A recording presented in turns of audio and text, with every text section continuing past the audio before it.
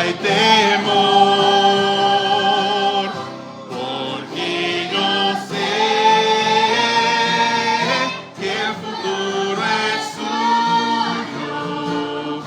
La vida vale más y más solo por él. Amén. Tomen asiento, por favor. Esta es la verdad más concreta, más absoluta de todas las verdades, que Cristo está vivo. Gloria a Dios por esto y gracias hermanos y Ani por tocar en la música. Yo estoy más convencido que Cristo está vivo. Estoy más convencido de esto, de que Donald Trump fue presidente de Estados Unidos. ¿Cuál es mi punto? Es el hecho histórico más probado de todos. Hudson, los niños que no saben leer no tienen permiso de tocar el himnario. Ayúdame con eso, por favor. Cristo resucitó y hay más evidencia histórica de esto que cualquier otra cosa que haya sucedido en la antigüedad. Y en eso descansa mi fe. En eso está mi esperanza. ¿Qué significa esperanza? Es cuando nosotros estamos anticipando un evento futuro. Eso es lo que es la esperanza. No es, ojalá me vaya bien con el tema de la salvación.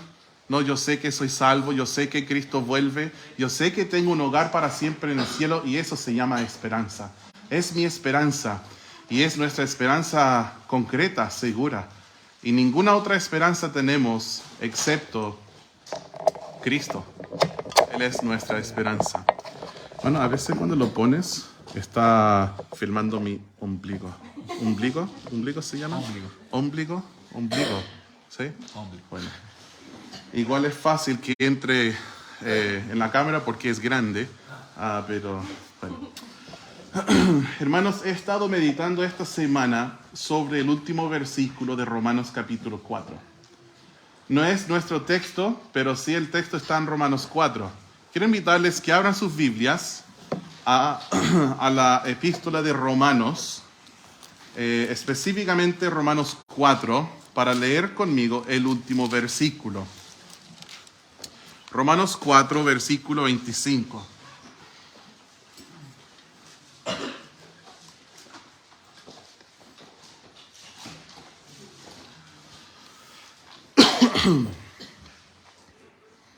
Dice Romanos 4:25, el cual fue entregado por nuestras transgresiones y resucitado para nuestra justificación. Sin la resurrección de Cristo, hermanos, no hay salvación. Él sí murió por nuestros pecados, nuestras rebeliones, nuestras transgresiones, nuestras maldades, todas las ofensas que tenemos contra Dios. Él murió por eso, sí. Pero después de 3 días, Él resucitó.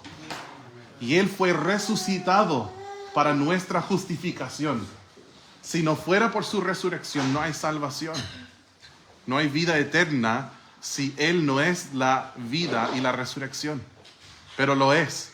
Él resucitó, conquistó la muerte, la tumba. Estuve meditando sobre el tema de la justificación esta semana. De hecho, tuve el agrado de enseñar a los profesores de Lyon College el otro día y les enseñé sobre la justificación, pero en Romanos 3. Hoy vamos a estudiar de la justificación en Romanos 4. Vamos a ir al versículo 1 de este pasaje para aprender sobre la justificación. Si yo te hiciera una pregunta, no lo vamos a hacer, pero digamos si dijéramos, qué sé yo, hermano José, explíquenos lo que es la justificación. O hermana Mónica, párese, explíquenos qué es la justificación según la Biblia. Hermano Marcelo, Ani, párense, explíquenos sobre ese tema. ¿Ya? Quizás te da terror. Terror por una razón, porque no te gusta hablar en frente de personas. O 2, porque no sabes. Quizás aquí sabemos, como que está borrosa la idea. No, yo sí entiendo qué es la justificación, solo que no sé cómo de expresarlo. Pero en realidad, si no sabemos cómo expresarlo, ¿lo hemos aprendido de verdad? No. Entonces, hasta que podamos explicar a otro acerca de este tema, todavía no lo hemos aprendido bien. Y mi anhelo es que terminando aquí, que todos salgamos de este lugar con esa capacidad de explicar a otro de qué se trata la justificación. Vamos a aprenderlo desde Romanos 4, 1 al 12. Dice así: ¿qué pues diremos? Que halló a Abraham nuestro padre según la carne. Porque si Abraham fue justificado por las obras, tiene de qué gloriarse, pero no para con Dios. Porque, ¿qué dice la Escritura? Creyó Abraham a Dios y le fue contado por justicia. Pero al que obra no se le cuenta el salario como gracia, sino como deuda. Mas al que no obra, sino cree en aquel que justifica al impío, su fe le es contada por justicia. Como también David habla de la bienaventuranza del hombre a quien Dios atribuye justicia sin obras, diciendo: bienaventurados aquellos cuyas iniquidades son perdonadas y cuyos pecados son cubiertos. Bienaventurado el varón a quien el Señor no inculpa de pecado. ¿Es pues esta bienaventuranza solamente para los de la circuncisión o también para los de la incircuncisión? Porque decimos que a Abraham le fue contada la fe por justicia. ¿Cómo pues le fue contada? ¿Estando en la circuncisión o en la incircuncisión? No en la circuncisión, sino en la incircuncisión. Y recibió la circuncisión como señal, como sello de la justicia de la fe que tuvo estando aún incircunciso, para que fuese padre de todos los creyentes no circuncidados, a fin de que también a ellos la fe les sea contada por justicia, y padre de la circuncisión para los que no solamente son de la circuncisión, sino que también siguen las pisadas de la fe que tuvo nuestro padre Abraham antes de ser circuncidado. Wow, mucha conversación sobre circuncisión, incircuncisión, circuncidado, no circuncidado. ¿De qué se trata todo esto? Vamos a hablar de aquello. En el versículo 1 dice: ¿qué pues diremos que halló Abraham nuestro padre según la carne? Cuando tú lees esta frase, ya debes saber que estamos hablando a judíos. Cuando habla de Abraham nuestro padre según la carne, lo cual no soy yo. Quizás por ahí en mi ADN haya un poquito de hebreo escondido, no sé, ¿ya? Mi familia vino de Alemania, sé que en Alemania había muchos judíos en algún momento, pero probablemente no. Y es probablemente que ustedes tampoco, aunque quizás sí, pero según lo que entiendo yo, aquí no hay ningún judío, ¿ya? Y entonces, ¿cómo nos afecta esto? ¿Por qué estamos predicando un versículo escrito a judíos a un grupo de gentiles como nosotros? Tienes que entender el libro de Romanos. En el libro de Romanos habla de la pecaminosidad del hombre en el capítulo 1. ¿Cuánto nosotros somos pecadores? ¿Y cuáles son los extremos a los cuales el pecado te lleva cuando tú vives tu vida en un desenfreno? Y es algo que uno puede ver en el capítulo 1. Y de hecho muchas de las cosas que vemos hoy en día son cosas que hay en Romanos 1. Luego posiblemente el judío religioso habrá estado leyendo al apóstol Pablo diciendo así, que son malos, muy malos todos estos gentiles, paganos. Luego en el capítulo 2 empieza a apuntar el dedo a los judíos. Ustedes también son pecadores. Eso es lo que aprendimos en el capítulo 2. Los judíos son pecadores también. En el capítulo 3 se dirige a todo el mundo. Por cuanto todos pecaron y están destituidos de la gloria de Dios. No hay justo ni aún uno. Entonces quizás ahora el judío un poco así, viendo estrellas, dice, oh, que somos pecadores. Entonces, ¿y Abraham? ¿Qué ventaja hay? Entonces somos descendientes de Abraham. Y ahí empieza el versículo 1. ¿Me entiendes? Dice, ¿qué pues diremos que halló Abraham nuestro padre según la carne?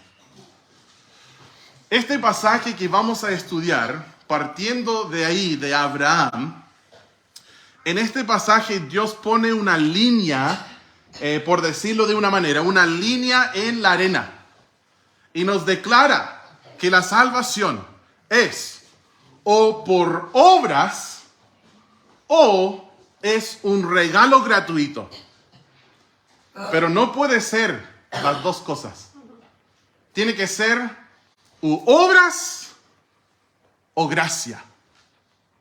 Y esto es lo que Él nos va a enseñar. Si es por obras, se llamaría salvación por obras.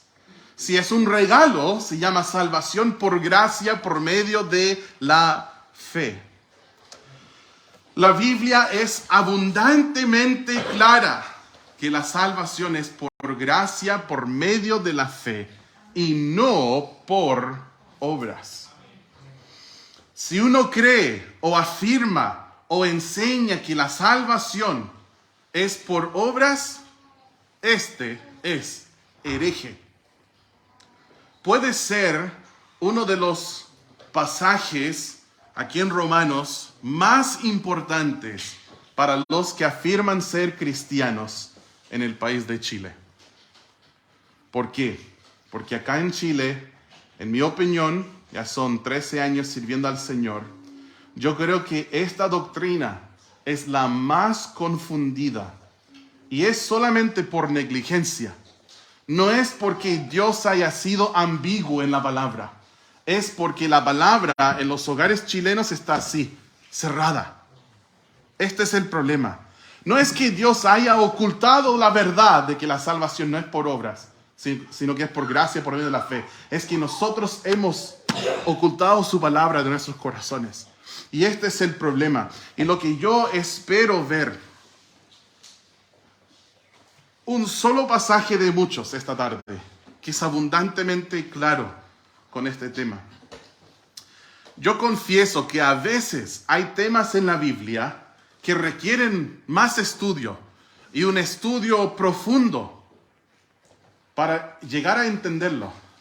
Pero la salvación por gracia y no por obras no es uno de aquellos temas. La salvación por gracia no podría ser más sencillo y obvio en la Biblia. Con un estudio cortito, muy simple, muy fácil de entender este tema. Muchos quizás religiosos dirían, yo sí creo en la salvación por gracia, pero después uno le pregunta, ¿tú eres salvo? Y te van a decir, sí, porque soy buena persona. ¿Pero qué revela esto? Revela que no entienden la salvación por gracia. Piensan que por su propia bondad y méritos son salvos. ¿Tú eres salvo? Oh, sí, hace 15 años me bauticé. No, yo no hablé sobre buenas obras como el bautismo. Te pregunté por tu salvación. Y respuestas así revelan. ¿Tú eres salvo? Oh, sí, yo soy evangélico. Yo no pregunté sobre tu religión. ¿Tú eres salvo si soy miembro de una iglesia bautista? No, yo no pregunté sobre la membresía de una iglesia. Pregunté sobre la salvación. Y muchos piensan que su salvación es por sus obras. Aunque quizás dirían, no creo en eso. Sus respuestas a algunas preguntas sencillas sí lo revelan. Bueno, empezando en el pasaje, nos habla en el primer versículo de Abraham. Y para un judío, Abraham era todo. Sería como hablar con un futbolista y hablarle acerca de Messi. El futbolista ya te está escuchando, ¿cierto? Un judío, uno le habla acerca de Abraham y está atento. Sabe todo de Abraham. Quizás nosotros no, siendo gentiles, aunque espero que siendo creyentes, sí conozcamos muy bien la vida y la historia de Abraham. Para un judío, cuando Pablo habla de Abraham, ahora va sonando, oh, Abraham, sí. Ahora estoy contigo en la conversación. Hermanos, la historia de la vida de Abraham es fundamental para una comprensión de la Biblia. Te recomiendo mucho, si no conoces su vida, te animo a leer Génesis 12 al 25. No va a requerir mucho, pero léelo, aprende acerca de él. Dice en el versículo 2 acerca de Abraham, dice, porque si Abraham fue justificado por las obras, tiene de qué gloriarse, pero no para con Dios. Este es el mismo argumento que leemos en Efesios 2, ¿cierto? Donde dice, porque por gracia sois salvos por medio de la fe. Y esto no de vosotros, pues es don de Dios, no por obras. ¿Y cómo termina el versículo? Para que nadie se gloríe. Porque si la salvación fuese por mis méritos, mis buenas obras, yo podría jactarme, podría vanagloriarme y decir, oh, yo sí estoy aquí en el cielo. ¿Sabes por qué? Porque fui muy buena persona. De hecho, estoy aquí yo y toda la gente mala no, porque yo era mejor que ellos. Sería como, así llegué al cielo por tan buena. Pero si la salvación fuera por buenas obras, sería así. Tú tendrías de qué gloriarte. Si yo llegué aquí porque me bauticé. Yo llegué aquí porque leía la Biblia todos los días. Yo llegué aquí porque diezmaba. Yo llegué aquí porque yo no decía palabras insolentes. Yo llegué aquí porque fui un buen marido y un buen hermano, un buen vecino, un buen papá. Por eso llegué al cielo. Siempre ayudaba a la gente necesitada. Por eso estoy aquí. Podrías vanagloriarte. Pero no es así. Dice, no por obras, para que nadie se gloríe. Esto es lo que nos enseña la Biblia. La salvación no es por buenas obras. Si Abraham hubiese sido justificado por sus obras, entonces Abraham pudo haberse jactado, gloriado por su salvación. Miren lo que dice el versículo 3. Dice, porque, ¿qué dice la Escritura?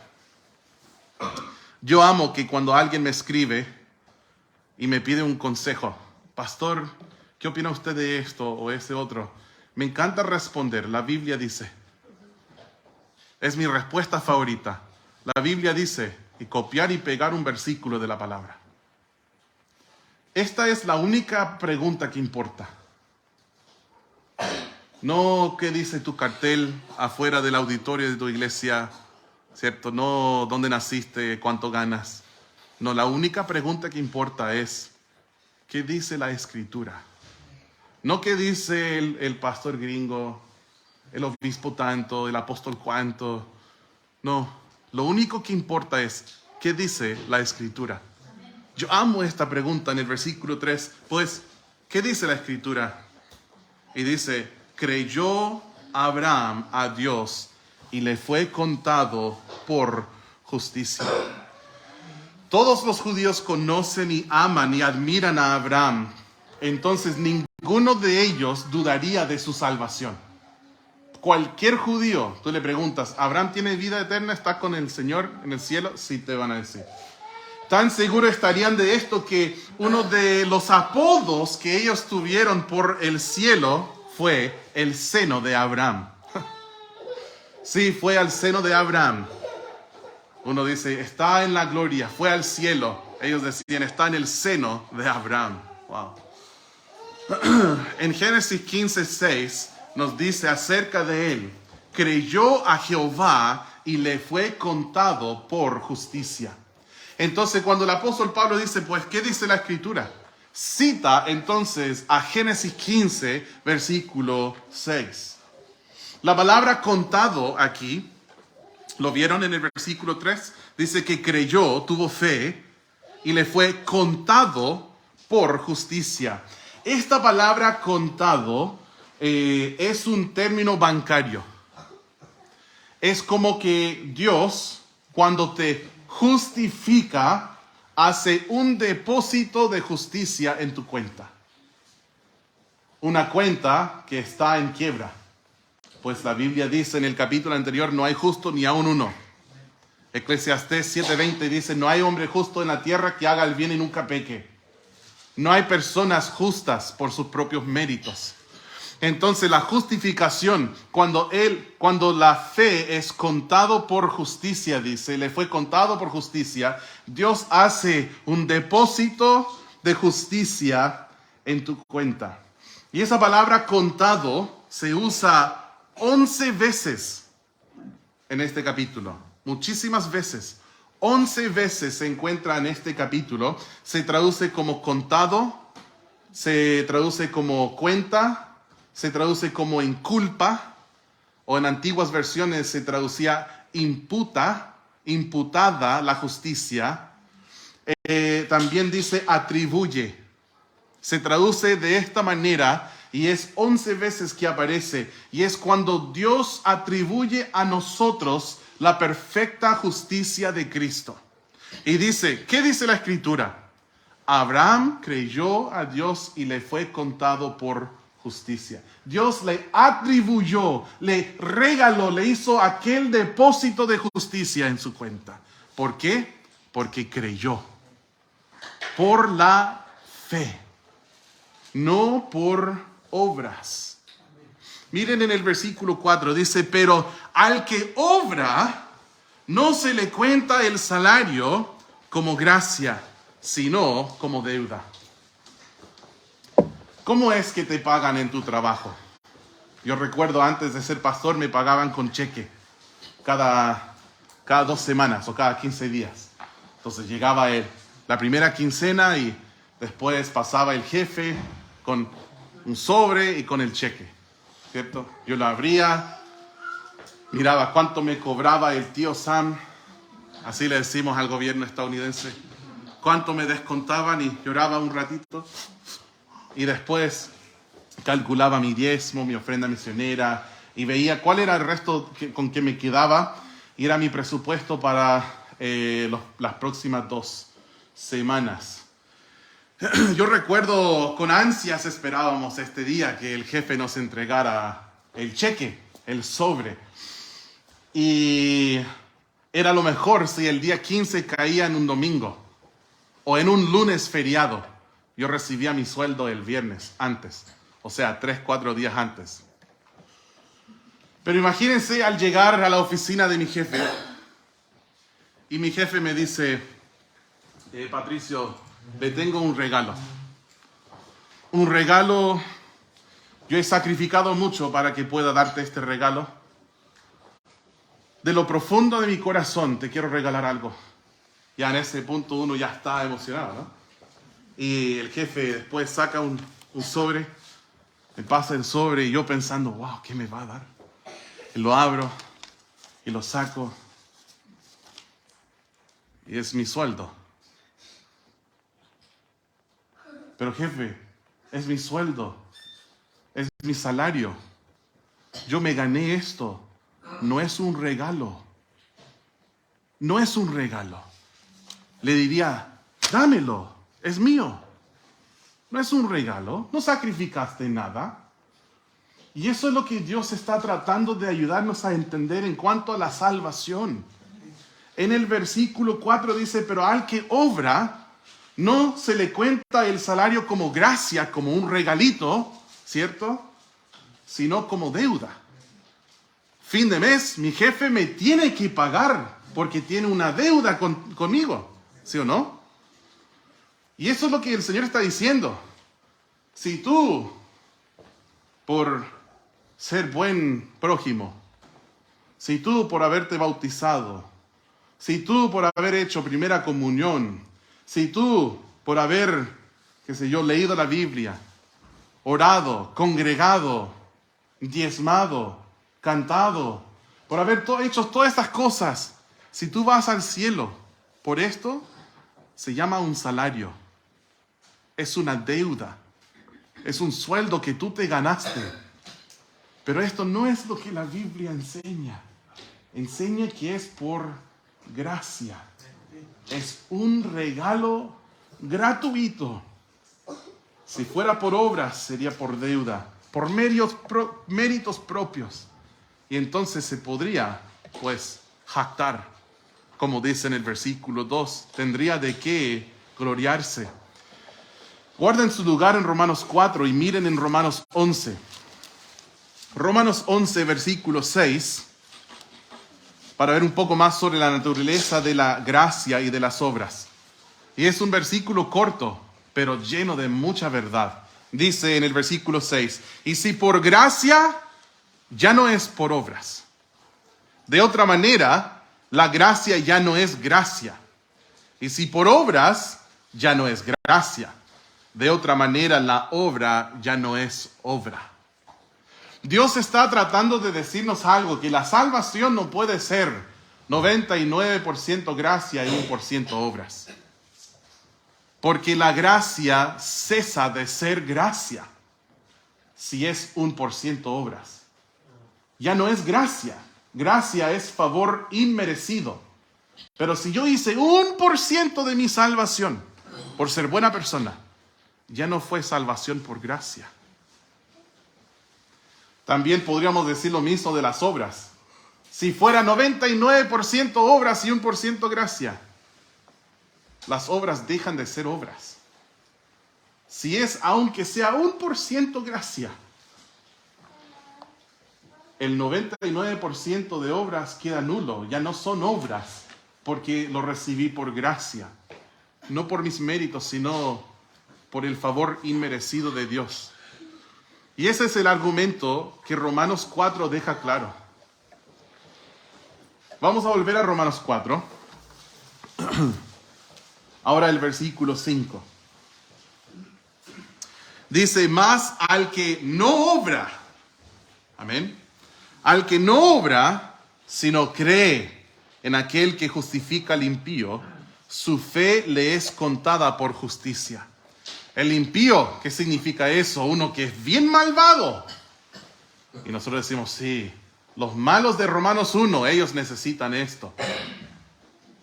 No, el impío eres tú. El malvado eres tú. Quizás si te comparas con otros, no tan malo. Pero si te comparas con la perfecta ley de Dios, tú ves que tú eres el malo. Yo soy el malo. Aunque haya quizás solo infringido una vez la ley de Dios en toda mi vida, aunque sabemos que no es verdad.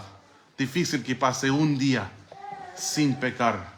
Difícil que pase una hora sin tener un pensamiento que va en contra de la voluntad de Dios. Pero aunque si yo solo una vez en la vida haya infringido su ley, la Biblia dice en Santiago, soy culpable de todos. El impío soy yo y eres tú.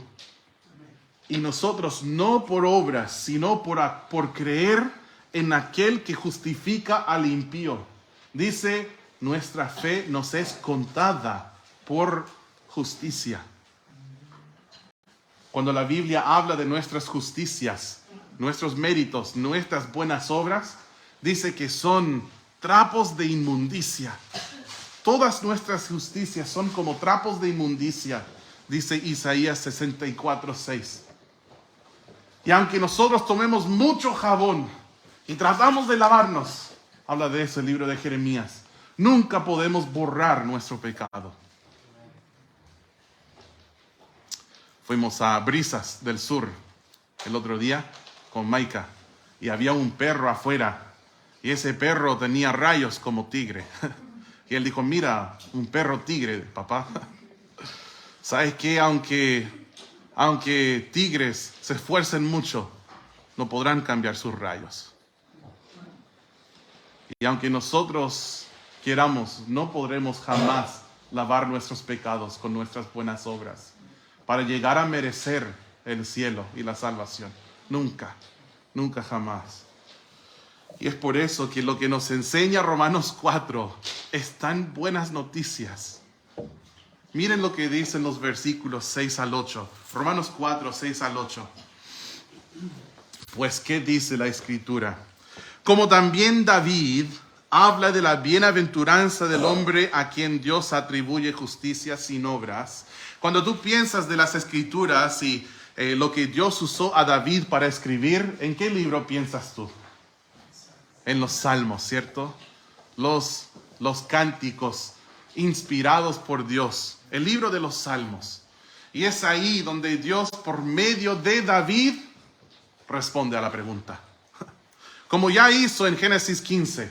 Pero ahora vamos a ir a los Salmos, el versículo 7 y 8. Diciendo, bienaventurados aquellos cuyas iniquidades son perdonadas. Bienaventuranza, qué bendecido. Y cuyos pecados son cubiertos. Bienaventurado el varón a quien el Señor no inculpa de pecado. Es aquí la palabra inculpa, que también se usó en el versículo 3 cuando dice de la fe de Abraham le fue contado por justicia. La palabra contado, inculpa, es la misma palabra en el griego. En las antiguas versiones de español, como la 1909 y las otras, aquí en vez de decir inculpa, dice la palabra imputar, ¿ya? Y habla de atribuir la maldad a la cuenta de uno. Y nos habla de la bienaventuranza de que el Señor no nos cuente, no nos inculpe nuestro pecado. Y esta es la justificación. Si tuviéramos un tribunal para que un juez escuche los argumentos de la salvación por gracia o la salvación por obras, un tribunal donde la Escritura es la ley. ¿Qué dice la Escritura? Este pasaje trae dos testigos expertos para testificar. Uno es Abraham, el otro es David. Quizás los más importantes de todos para los judíos. Moisés y Elías también sin duda están en ese grupo. Y ellos vienen y testifican. En el capítulo 32 de los Salmos, versículo 1 y 2, es lo que es citado aquí en este versículo. Y nos habla de primero, Dios perdone el pecado de una persona y atribuye la justicia a esta persona. Y dos, Dios no nos inculpa nuestros pecados. Y este es un pensamiento maravilloso. Que primero, Dios me atribuya justicia ajena a mi cuenta. Y dos, Él no me cuenta maldad propia a mi cuenta. El perdón de Dios. La justificación y el perdón de Dios. De eso se está enseñando nuestro pasaje. Miren el versículo 9. ¿Es pues esta bienaventuranza solamente para los de la circuncisión o también para los de la incircuncisión?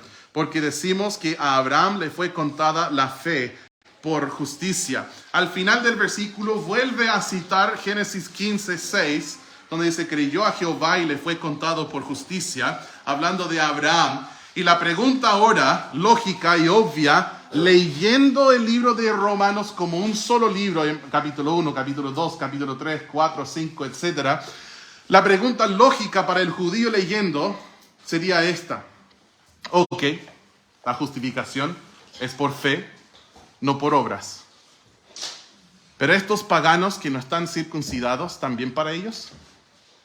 Esa es la pregunta del versículo 9.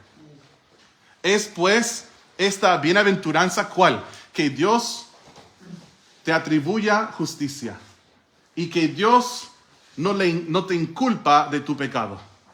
Esta bienaventuranza es solo para los judíos o también para los gentiles. Esta es la pregunta. Y vamos a ver la respuesta. No con lógica humana, sino con qué dice la Escritura. Amén. El versículo 10. ¿Cómo pues le fue contada? ¿De qué estamos hablando? La justicia que le fue atribuida a Abraham. ¿En qué estado estaba Abraham en ese momento? Dice, ¿estando en la circuncisión o en la incircuncisión? Miren lo que dice. No en la circuncisión, sino en la incircuncisión. Yo imagino que aquí todos ya sabemos y entendemos, pero por si acaso, si hay alguien presente que diga, yo no sé qué es la circuncisión. Yo no sé qué significa estar circuncidado, no entiendo de qué se trata incircuncisión, no estar circuncidado, pero en términos que entendamos los adultos, el circuncidar es un procedimiento médico donde un cirujano corta circularmente una porción del prepucio de un hombre. Y fue una señal que Dios dio a los gentiles, a los judíos. Todos los hombres judíos que nacían tenían que circuncidarse. Entonces, ahora la pregunta es, Abraham, cuando él fue justificado por la fe, ¿estaba circuncidado o no estaba circuncidado?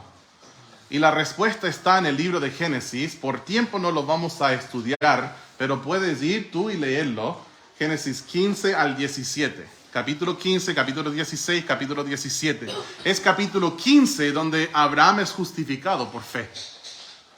Pero es el capítulo 17 donde Dios instituye la circuncisión para los judíos.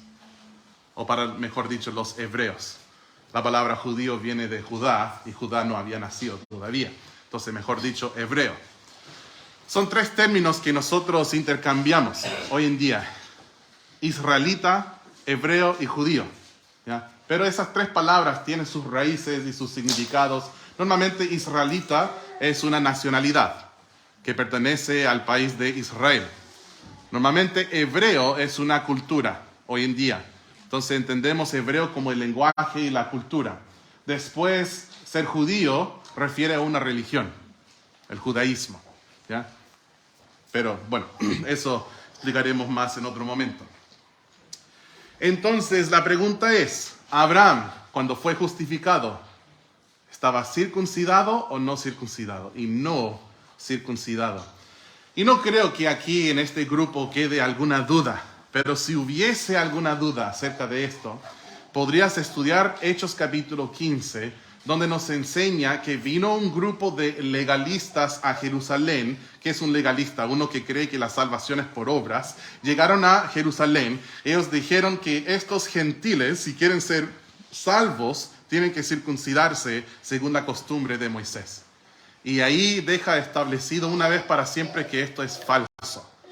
La circuncisión y las obras religiosas, ninguna de ellas son necesarias para la salvación. Además, la circuncisión no es algo que se aplica hoy en día. Fue una señal especial entre Dios e Israel. Y nosotros no somos Israel. Tienes que mantener esta distinción clara, que la iglesia no es sinónimo de Israel. La iglesia no reemplazó a Israel. Israel sigue existiendo. ¿Ya? Y yo no soy Israel, no soy judío. Bueno, el versículo 11 dice, y recibió la circuncisión como señal, como sello de la justicia de la fe que tuvo estando aún incircunciso, para que fuese padre de todos los creyentes no circuncidados, a fin de que también a ellos la fe les sea contada por justicia.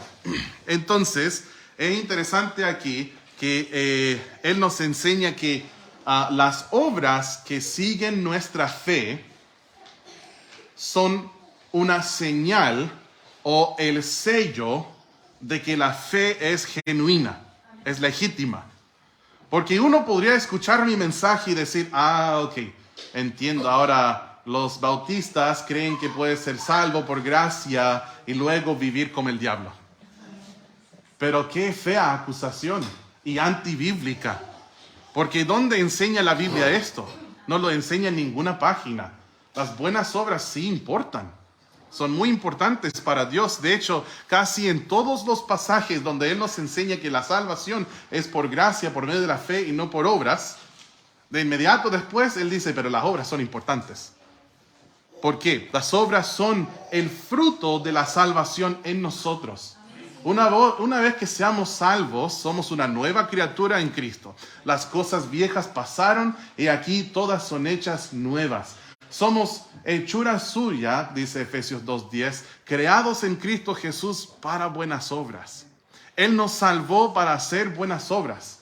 La confusión está en eso, que la gente cree que Él nos salva porque hicimos buenas obras. No. Ninguno podrá ganarse la salvación por sus buenas obras. ¿Pero son importantes las buenas obras? Sí. Son el fruto de la salvación. Nos salva no por obras, sino para obras. Y esto es lo que podemos ver. La circuncisión que hizo Abraham en obediencia a Dios, porque en aquellos días fue un tema de obediencia, hoy día no. Pero él obedeció a Dios circuncidándose y a sus hijos. Ese fue el sello de la justicia que Dios le había dado. Pero él fue justificado en incircuncisión. El versículo 12. Dice, y padre, bueno, quiero leer el 11 y el 12 porque es como el mismo pensamiento. Dice, y recibió la circuncisión como señal, como sello de la justicia de la fe que tuvo estando aún incircunciso, para que fuese padre de todos los creyentes no circuncidados, a fin de que también a ellos la fe les sea contada por justicia. Y padre de la circuncisión, para que los que no solamente son de la circuncisión, sino que también siguen las pisadas de la fe que tuvo nuestro padre Abraham antes de ser circuncidado. O sea, nosotros seguimos hoy en día siendo justificados de la misma manera que Abraham fue justificado, y es por la fe. Bueno, el texto de esta tarde fue un poco más académico, pero les felicito porque no veo a ninguno durmiendo, ¿ya? Quizás dijeron, pastor, es domingo en la noche, estoy cansado, pensé que iba a ser un mensaje de que ven, Dios te ama y todo te va a ir bien en la vida, un mensaje light, suave, pero tuve que venir con mi cuaderno y mi lápiz y tomar apuntes. Pero eso es bueno, ¿cierto? Eso es bueno. Y pusieron mucha atención. En conclusión, la salvación es por gracia, por medio de la fe y no por obras. Una vez justificados, nuestro récord contiene la justicia perfecta de Cristo y jamás puede volver a contener nuestros pecados, porque Dios deja de atribuir o inculparnos de nuestros pecados porque hemos sido justificados. O sea, Él nos atribuyó la justicia de Cristo. Ahora, los cristianos sí pecamos. Y si te has engañado para decir que no, te has engañado a ti mismo y eres un mentiroso. Si tratas de decir que yo no peco, hace 20 años que no peco porque soy salvo. Mentira. Anda a confesar porque es otro pecado más cuando lo dijiste. Es una mentira, ¿ya? Pero, ¿qué sucede cuando nosotros pecamos? ¿Perdemos la justicia perfecta de Cristo? No, porque ya somos justificados. Ya hemos sido lavados, ya hemos sido redimidos. Cristo ya pagó el precio de todos nuestros pecados, pasados, presentes y futuros. Somos hijos de Dios, no por nuestro comportamiento, sino por nuestra identidad. Estamos en Cristo. Hemos pasado de muerte a vida, dice Juan 5:24, y no vendremos a condenación, nos promete. Teníamos hambre espiritual, pero comimos, y Él dice, jamás volveremos a tener hambre. Nosotros teníamos sed, pero hemos bebido, y ya dice, jamás volveremos a tener sed. Dice que estamos en su mano, y que nadie nos puede arrebatar de su mano. Dice que somos sus ovejas, y nos conoce, y nos otorga, nos regala vida eterna. ¿Qué significa eterno? Sin fin, para siempre. Y la vida eterna es esto, es para siempre. Si tú ahora tienes vida eterna y mañana eres perdido, no tuviste vida eterna, tuviste vida temporal. Pero la Biblia promete que no vendrás a condenación. No perecerás. Es imposible. Dice, no perecerán jamás. Juan capítulo 10. Entonces, cuando nosotros recibimos a Cristo como Salvador, creemos en Él, nuestra fe nos es contado para nosotros como justicia. Pero ¿qué sucede cuando pecamos? Nosotros necesitamos confesar este pecado a Dios. Necesitamos apartarnos de ese pecado para así restablecer comunión y compañerismo con Dios. No se quiebra la relación de padre e hijo, pero lo que sí se rompe es la comunión. ¿Nos pasa lo mismo? Si yo hiciera algo muy indebido a Alexis Gallardo, después no va a estar feliz conmigo. No voy a decir, Alexis, y si nos juntamos esta semana a pescar o comer un asado. Va a decir, ¿sabe qué, pastor? Tengo mi agenda bastante llena. O sea, no hay una cercanía, comunión. ¿Por qué? Porque hay un conflicto, hay un problema. ¿Pero deja de ser mi hermano en Cristo? No, es mi hermano en Cristo. Pero ¿qué tengo que hacer? ¿Sabes que, Alexis, lo que yo hice estaba mal? Te pido disculpas. Cómo te hablé, cómo te miré, lo que yo dije, lo que yo hice, estaba mal, perdóname. Y conociendo a Alexis iba a decir, pastor, olvídalo, ya te perdoné hace mucho. Borrón y cuenta nueva me va a decir. Y luego le digo, ¿y comamos un asado? Me dice, ya, pastor, sábado a las 12 ven a mi casa. La comunión se restablece. Con el Señor sucede lo mismo. Cuando un creyente, un hijo de Dios que tiene vida eterna, que nació de nuevo, peca, ¿qué sucede? ¿Deja de ser su hijo? No. Pero puede ir y decir, papito, ¿me lleva a comer un helado?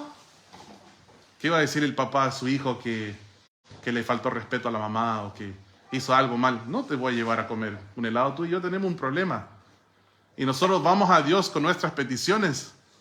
Y las peticiones llegan hasta el cielo del dormitorio donde estamos orando. Dios dice, no me vengas a mí con esas peticiones, tú y yo tenemos un problema. Y por eso tenemos que confesar nuestro pecado. Confesar nuestro pecado. Y Él es fiel y justo para perdonarnos y para limpiarnos.